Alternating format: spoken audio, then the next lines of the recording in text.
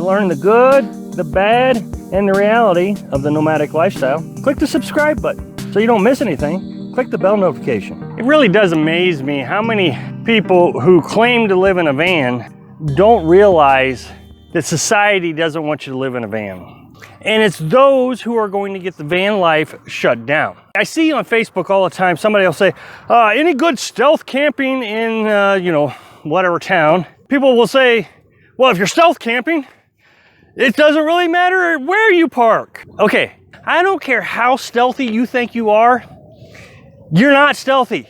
The first indication about a van dweller is their vehicle is sagging in the back end. They've got so much junk in it that it's sagging in the back end. The windows are always tinted, got reflectix over the windows. They've got something so nobody can see in. Look, just because they can't see you doesn't mean they don't know you're there. People don't want creepy looking vans, whether you think it's stealthy or not, and whether you think people think you're sleeping in it or not, they don't want you parking in front of their houses. Especially people with children. I don't care what kind of argument you come up with, you're not convincing anybody. I've seen on posts in Facebook, well, I don't see what the big deal is. There are more children abductions from regular SUVs and cars and they'll pull up whatever statistic they can possibly pull up. But it doesn't matter what the statistics say, because the person in the house is the only one it matters what they say. And when they say, I don't want this creepy van in front of my house with my children playing in the front yard, guess what? They don't want the van in front of their house. There's this huge YouTuber that was interviewed by CBS Morning Show, Morning News, whatever it was. And I think a lot of people thought this was really gonna highlight the van life and really show the van life in good light. But when it actually came out, it didn't. It really kind of showed it in a very neutral to negative light. Silly questions and silly responses is what they kind of ended up with. And then when the segment ended, you got the whole panel of journalists sitting behind their desk and they're all cackling and giggling about it. And the guy who actually did the interview, he actually stayed out there in a rented minivan. During the whole thing, he was not enjoying himself. He really didn't like it. You could tell he didn't like it. He's got to go to the bathroom in a bucket, hadn't had a shower in a few days. It was just difficult for him. At the end of the segment, while they're all cackling, he says, I sure wouldn't want to do it. So all these millions of people watching this morning show has just watched an interview with the biggest van life nomad YouTuber guy out there, and they all got the senses, wow, why would I want to live in a van? That's terrible. Because their favorite personality on the CBS Morning Show just told them, I wouldn't want to do it. So now they all have a sense that, okay, well, he doesn't want to do it. I don't want to do it. I don't want anybody in front of my house doing it. Another big misconception is it's only illegal if you get caught. No, it's illegal. Period.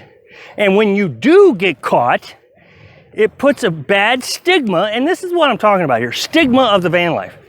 The stigma of van life is very negative. And I don't think there's going to be a lot we can do to change it if we keep shoving it down the throats of people who don't live in a van. Another thing that is very interesting is when somebody says, it's better to ask for forgiveness than it is for permission. Well, there you go again. You're deliberately breaking the law. You're breaking the law. And when you say things like that, now the homeowner knows that you're breaking the law. I'm stealth camping while breaking the law. And if I get caught, I'll simply ask for forgiveness. Again, very bad stigma.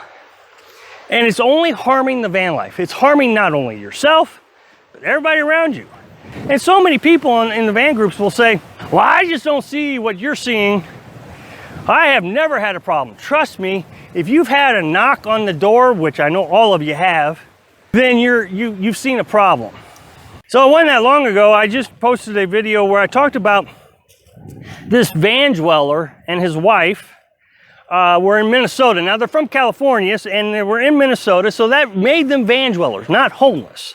He cooked breakfast on his Coleman stove, and when he was done cooking, he threw the Coleman stove back in the van, went inside Walmart, and his van burned down.